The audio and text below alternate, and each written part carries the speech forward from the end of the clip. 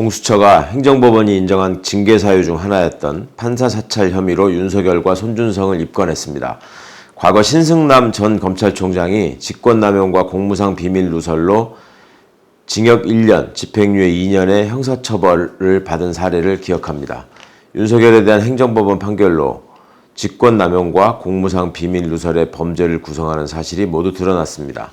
신승남 검찰과 윤석열 검찰의 권한남용은 검찰 본연의 직무인 수사정보를 유출하고 수사를 방해해서 범죄 혐의를 덮으려고 했던 점에서도 꼭 닮았습니다.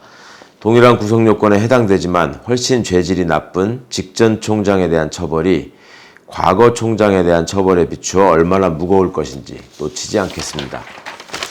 총장과 그 가족, 측근 보호를 위해 검찰 조직을 동원한 정황이 속속 드러났음에도 김웅, 손준성, 권순정 등 전현직 검사는 모르쇠 전략이나 각종 궤변을 통해 법꾸라지식 작태를 유감없이 보여주고 있습니다. 막강한 검찰권을 통해 이권과 범행을 습득하는 법비들을 몰아내는 것이 지금 당면한 시대적 과제인 이유입니다. 공수처의 손준성에 대한 구속영장 기재 사실에 의하면 대검 수사정보정책관실에서 상부의 지시로 작성된 장모 대응 문건이 권순정 대변인을 통해 기자들에게 전해진 것으로 밝혀졌습니다. 총장의 장모를 비하하기 위해 정보라인 작성, 공보라인 배포라는 조직적 개입이 드러난 것입니다.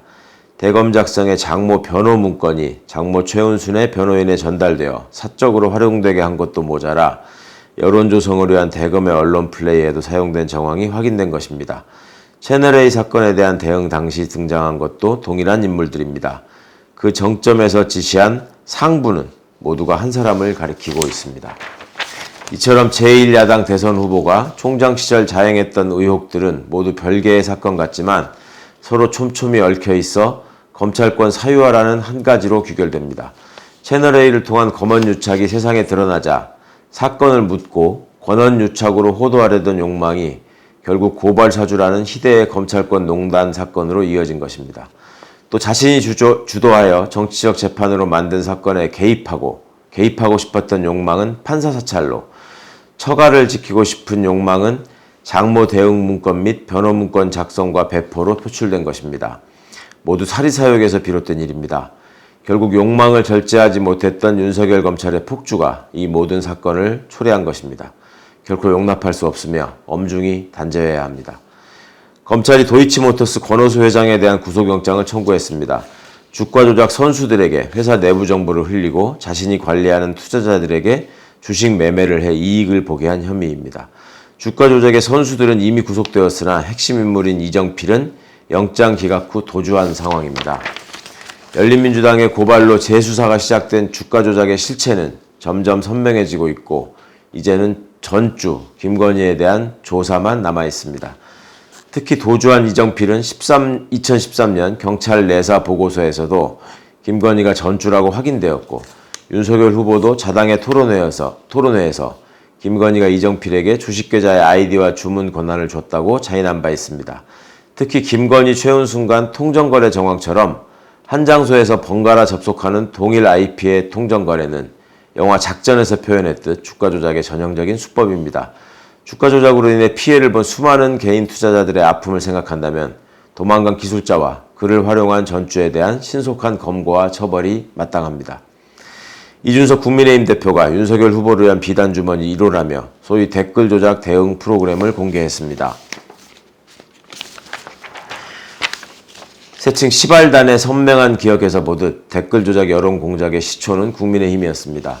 대통령의 지시하에 국가정보원과 사이버사령부, 기무사령부, 경찰청을 동원하여 조직적으로 여론을 조작한 댓글을 달았던 것도 소위 보수 정권이 자행한 일입니다. 이처럼 당과 국가기관까지 총동원해 여론 조작을 한 전력을 가진 정당이 민주주의에 대한 중대한 도전의 주체였음을 자각하고 그간 우리 공명선거의 역사에 큰 상처를 남긴 범죄와 과오부터 반성하고 진심으로 거듭나기를 바랍니다. 감사합니다.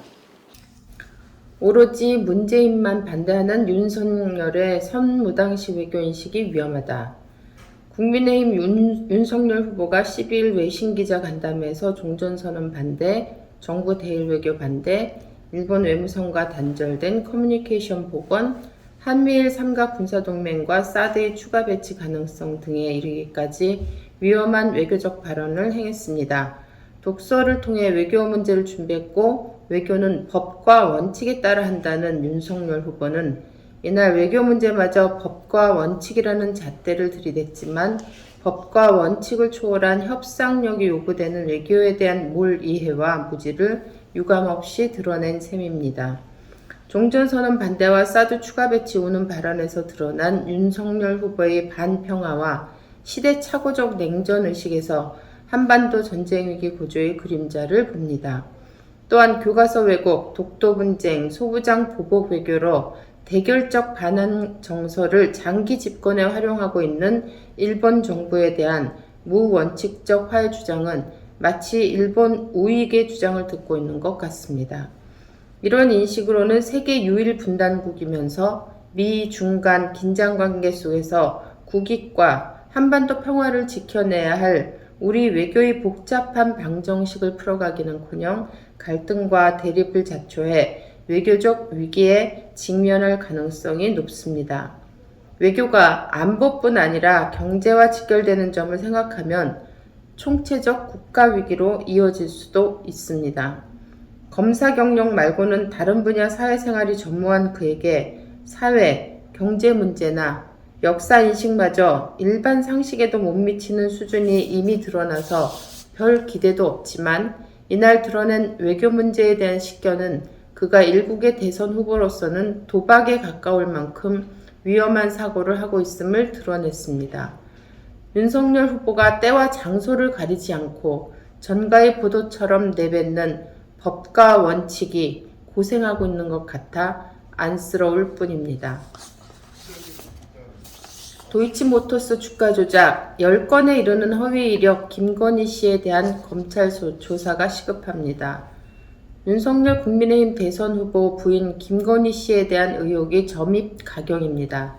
이른바 유지 논문이라는 엉터리 박사 논문과 더불어 김건희 씨는 대학 시간 강사와 겸임 교수 등에 지원하기 위해 지난 2001년부터 2014년까지 확인된 내용만 모두 5곳의 대학에 낸 이력서에 경력과 학력 허위 기재로 모두 10건에 달합니다. 전공이 바뀌고 학위가 바뀌고 근무 이력이 없는데 근무했다고 하고 교생은 근무로, 강사는 교사로, 시간 강사는 부교수로, 학교명은 수시로 바뀝니다. 이제 착오라는 뻔한 거짓 변명도 없이 침묵으로 일관하고 있습니다.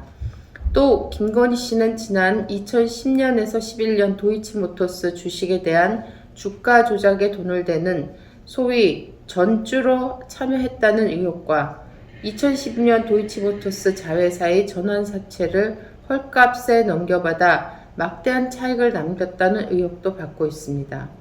그러나 2013년 경찰의 주가 조작 사건 내사는 석연찮게 중단됐고 지난해 4월 최강욱 열린민주당 대표 등이 이 사건을 검찰에 고발했지만 윤석열 검찰총장이 현직에 있는 동안 수사가 막혀 진척을 보이지 않았습니다.